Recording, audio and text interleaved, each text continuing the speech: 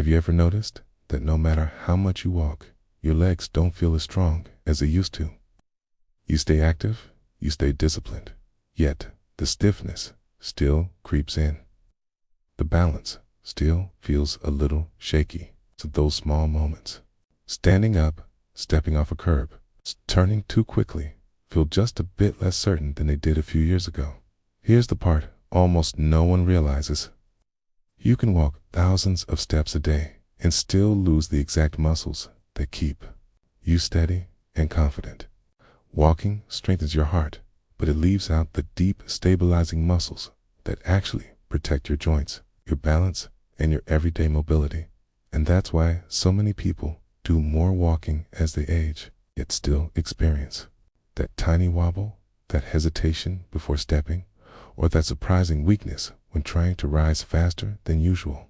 It feels like aging, but what's really happening is that the muscles walking doesn't train are weakening silently, long before you notice. Orthopedic specialists have warned about this for years.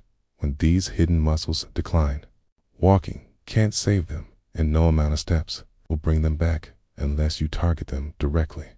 Think about that for a moment. If you felt even one of those small changes, the hesitation to wobble, the feeling of instability, that's your early warning sign, not of aging, but of muscles that walking simply never activates. But here's the part that should give you hope. You can wake these muscles back up, and it doesn't require heavy weights, long workouts, or intense routines. Just a few small, specific movements done for a few seconds a day can rebuild the strength walking leaves behind. And in the next modules, we're counting down from number 5 to number 1, revealing the exact movements that protect the muscles walking can't reach.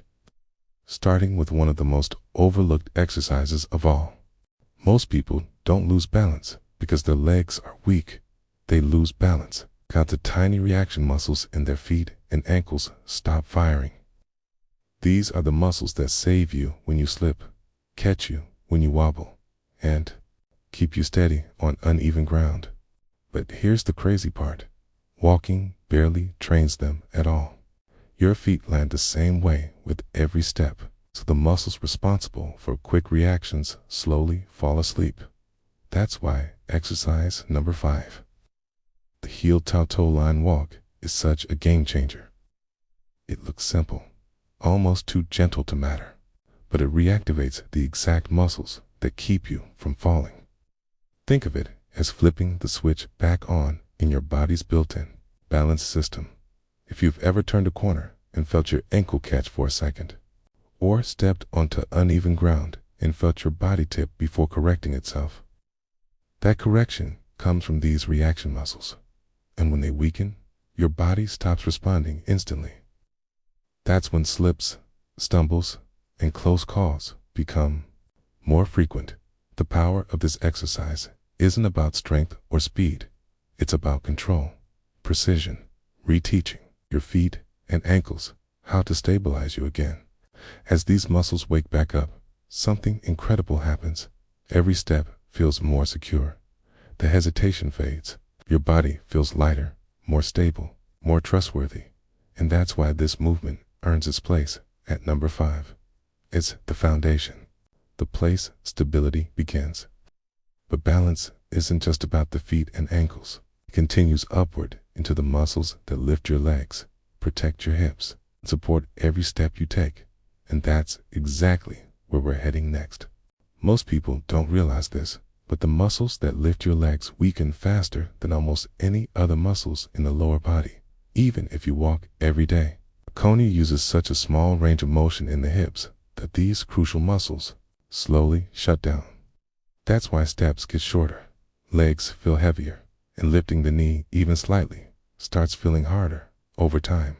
That's where exercise number 4, seated knee raises, becomes so powerful. It looks simple, almost too simple, but it directly targets the hip flexors, the muscles that decide whether your legs feel light and responsive or heavy and sluggish. These muscles are essential for independence, yet they often weaken quietly, without pain or warning, until suddenly stairs feel intimidating or getting out of a low seat takes much more effort. Have you ever felt your foot drag for a moment? Or noticed that stepping into a bathtub, onto a curb, or into a car feels surprisingly difficult? Those moments aren't signs of aging. They're signs of hip flexors that aren't lifting your leg the way they used to. And seated knee raises target that exact problem. They retrain your body to lift your legs smoothly, confidently, and without hesitation. Here's what makes this exercise so effective.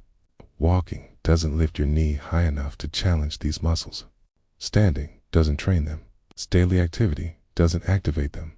But one small, deliberate lifting motion switches them back on. It strengthens them. It rewires the movement pattern you rely on all day. And when these muscles wake up, something remarkable happens. Stairs feel easier. Stepping over objects becomes natural again. And your stride feels smoother and more stable. It's like removing a weight you didn't realize was holding your legs down. But lifting the legs is only half the story. The next weakness most people develop, often without noticing, affects how powerfully the legs push the body forward. And that's exactly where we're headed next. Most people don't lose stability because their balance is bad. They lose it because their legs can't generate the push power needed for quick, steady movements. And this weakness doesn't show up overnight. It creeps in slowly. You start using your arms more to stand up. Then walking uphill feels harder. Then getting out of a soft chair requires real effort. All of these point to the same issue. The major muscles in the thighs and hips aren't producing the force they once did. That's exactly why. Exercise number 3, wall push-offs, is so important. It's gentle, simple, and safe, but it targets the powerful glute and thigh muscles that walking barely challenges. Walking moves your legs, but it doesn't push them. It doesn't ask them to generate force. And without that stimulus, those muscles weaken. When they weaken, your body begins to feel slower, less supported, and less stable. Think about the last time you tried to stand up a bit faster than usual. Did your legs feel fully under you? Or did you feel that tiny moment of uncertainty? Maybe. You've noticed that standing from a sofa or low chair requires more effort than it used to. These aren't random changes. They're signs of undertrained push muscles. It's the very muscles that give your movements power and protect your joints. Wall push-offs reconnect those muscles.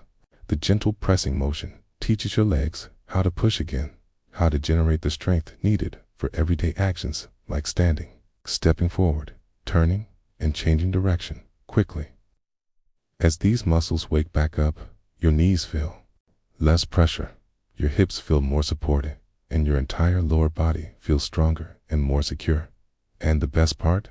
Many people feel a difference from this exercise surprisingly quickly. Not because it's intense, but because it restores the brain-body link that walking simply doesn't activate. But building push strength is only part of the story. There's another area walking barely touches, a part of the leg essential for circulation, stability, and safe stepping. And that's exactly where we're headed next.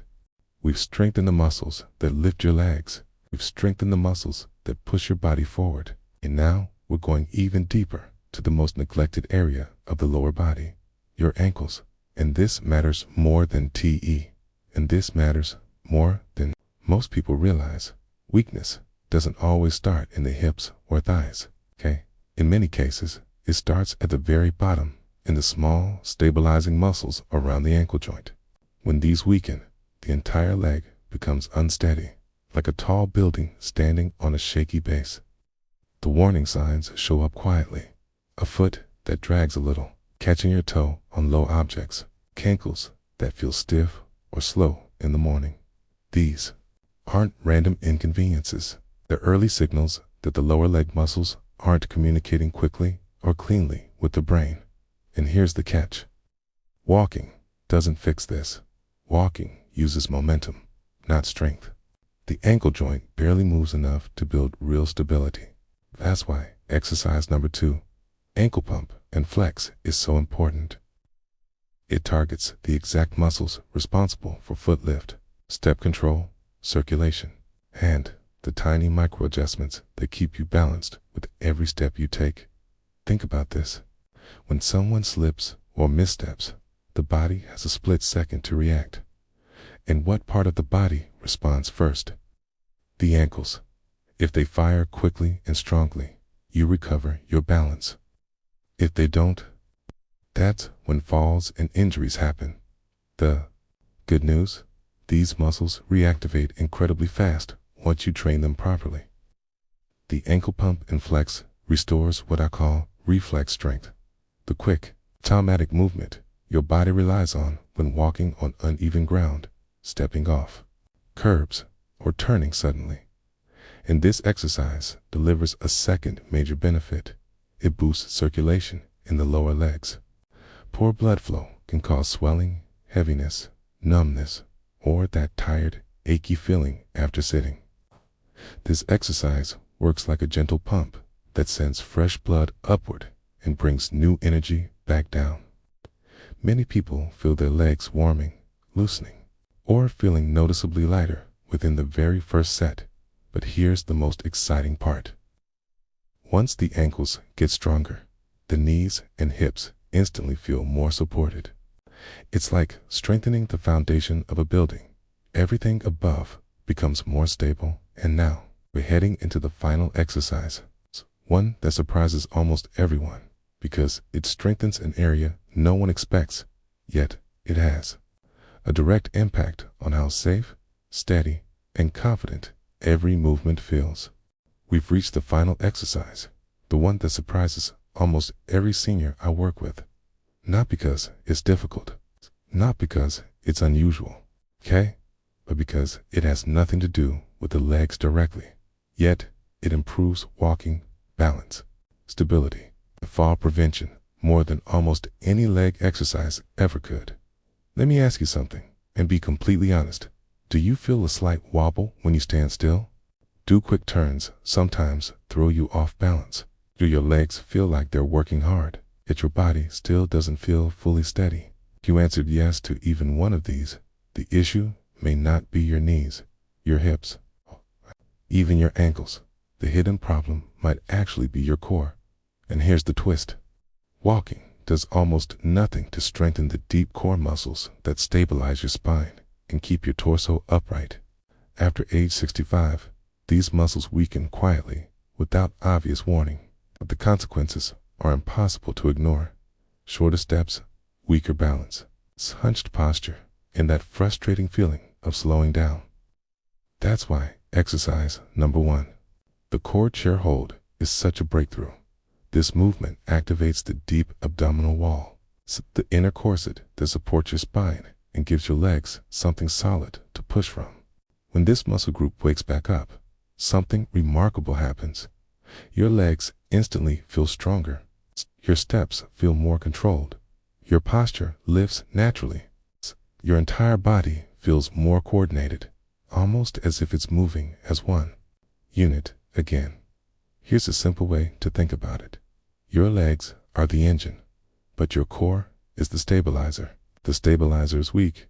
Your body wobbles no matter how strong your legs are. But when the core activates properly, every movement becomes smoother, safer, and more confident.